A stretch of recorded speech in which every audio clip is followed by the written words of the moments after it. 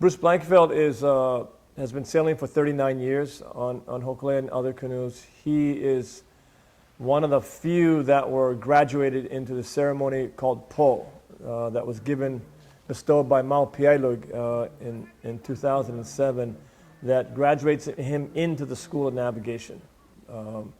And he is one of our top captains, one of our top navigators, kind of one of the best in the world. When the stars up north or down south, you measure them when they're in the meridian. That's when you use your hand. That's your sextant. That's what you measure stars with above the horizon.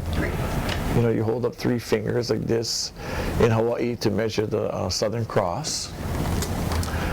Or you can use your hand like this to measure the North Star. Or you can use 2 fingers or 1 finger, you know, or 4 fingers like this. I mean, there's a way to do it. And that's all you're doing is like measuring the height of the stars above the horizon, up north or down south. You know, in stormy weather, when you don't have all the stars, then you got to rely on the ocean swells.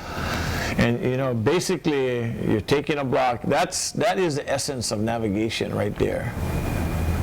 The essence of navigation is, can you still stay oriented even when you can't see the stars at night? But you know, it's very, very seldom that the clouds are so thick that when the sun rises, you'll always still see the glow of the sun out there in the east. And you can use that, and you get oriented right away in the morning, and you orient yourself to the ocean and the swells and the wind. And that's what carries you through the day. Hokulea is the name of the canoe, but it's also the name of the star. It's a zenith star over Hawaii. It's Arcturus. And the Hawaiian name for Arcturus is Hokulea, which means star of gladness. In Hawaii, Hokulea and Hikianalia are sisters, stars. So in the latitude of Hawaii, they rise together.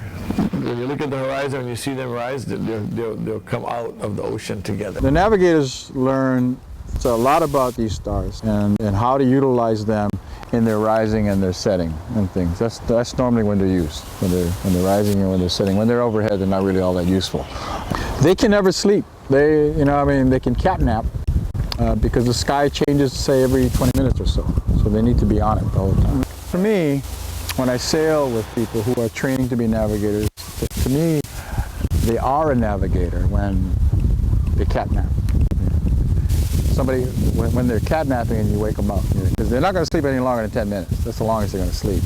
So you catnap, you know, and now consider this: you've been up forever. Now you're going to lay down for 10 minutes. You know? And somebody comes over and wakes you up after 10 minutes, you know. Now, to me, a true navigator, when he's laying there and he opens his eyes, it's instant. It's like somebody flicked a switch.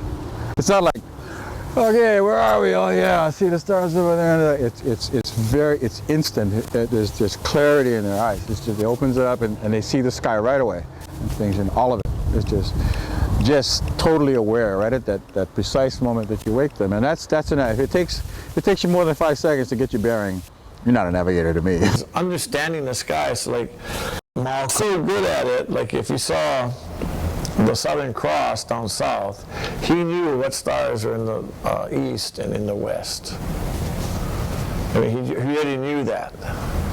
That's why, you know, we're just so consumed with just trying to figure out where the stars rise and where they set, and you know, all this other stuff. I mean, there's just so much to learn, right? That you know, we're just at the basic level of doing it. And then if you truly, you know, wanted to get to that level, it was just going to take just a constant effort to get to. So these things become second nature. You know, you're comfortable with the knowledge of all of this. Now there's a next step of like what Mao calls magic and things like that. There's a lot of like inner awareness